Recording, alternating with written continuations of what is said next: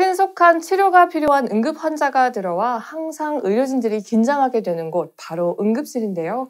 오늘은 이 응급실 내에서 의료진들을 폭행하는 문제와 관련해 어떤 처벌이 강화됐고 또 지켜야 할 수칙이 무엇인지 알아보겠습니다. 보건복지부 응급의료과 박재찬 과장님이 자리에 함께하셨습니다. 과장님 안녕하세요. 네, 안녕하십니까. 네, 최근에 응급실 내에서 참 불미스러운 일들이 많이 일어나고 있어요. 그래서 안전 대책이 시급하다 이런 얘기가 많은데요. 좀 이렇게 어처구니 없는 일들이 얼마나 자주 일어나고 또 왜 이런 일들이 일어나나요?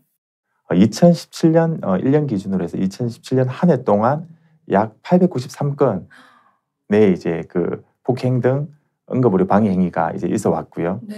그 중에 한 365건 정도가 이제 폭행 사건이었습니다. 약 한 41% 정도? 40.9%니까 41% 정도 된다고 보시면 되겠습니다.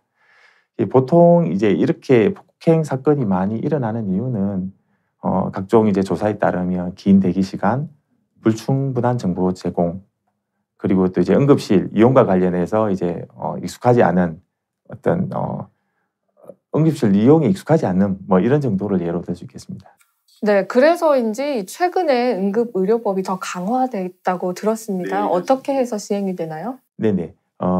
2019년 1월 15일로 개정 시행되는 새로운 법에 따르면 폭행, 응급실에서 응급의료 종사자를 폭행해서 그 결과가 상해, 중상해, 사망 이렇게 세 개의 격으로 나누어서 폭행해서 상해의 결과를 초래한 자에게는 10년 이하의 징역, 1,000만 원 이상, 1억 원 이하의 벌금형, 만약에 중상해에 이르게 되었다면 3년 이상의 유기징역, 사망에 이르게 됐다면 5년 이상 또는 무기징역에 해하는 형량하한제를 도입해서 운영하게 됩니다. 네, 그렇다면은 이 폭행이나 폭언의 정도에 따라서 다르게 처벌이 된다는 네, 건가요? 네, 그렇습니다. 네, 네.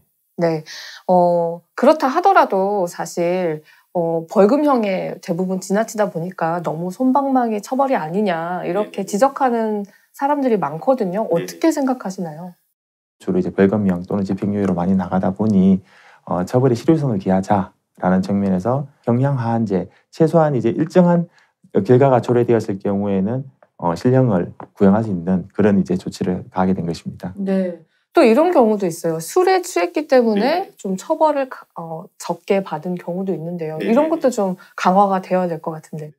주로 이제 폭행을 한 이후에 응급실에서 폭행한 이후에 주치 상태였다라는 상태로 상당히 이제 그 부분이 감안된 부분이 있고 적정한 형을 부용하지 못했다라는 지적이 있으셔서 이번 법 개정 시에는 음주로 인한 심신 상실 상태에서 심신미약 상태에서 응급의료 폭행 등 응급의료 방해 행위를 했을 경우에는 형법상 그 해당 조항을 적용하지 아니할 수 있는 것으로 지금 법 조항을 개정하였습니다. 네, 잘 됐네요.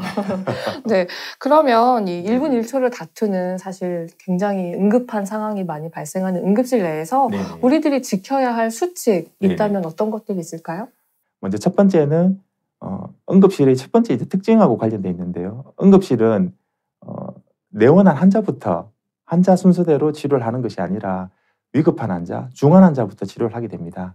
이제 많은 분들이 이제 거기에서 순서에 왜 나보다 먼저 이제 늦게 온 사람을 먼저 치료를 해주느냐라고 불만들을 많이 가지시고 때로는 그 부분에 대해서 많은 문제 제기를 하시는데 의료진들을 신뢰하시고 의료진들의 안내에 따라서 진료 대기를 해주시면 좋을 것 같고요.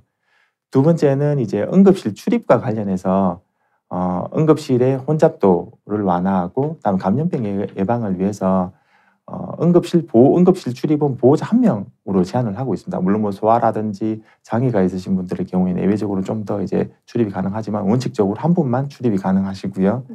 세 번째, 응급실 이용 순서와 관련한 부분을 좀 사전에 좀 숙지해 주시면 좋을 것 같습니다.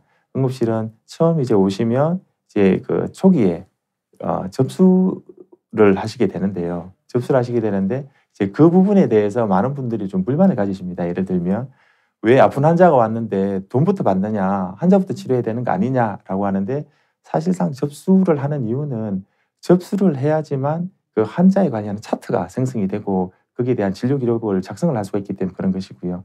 그래서 그런 부분들을 이제 좀 고려하실 필요가 있습니다. 네, 얼마 전에는 이 환자가 의사를 살해하는 굉장히 안타까운 일들도 발생을 했었잖아요. 네. 앞으로는 이런 규칙들과 수칙들을 잘 지켜서 이런 불미스러운 일들이 더 이상 없어졌으면 하는 바람입니다. 네. 오늘 말씀 고맙습니다. 네, 감사합니다.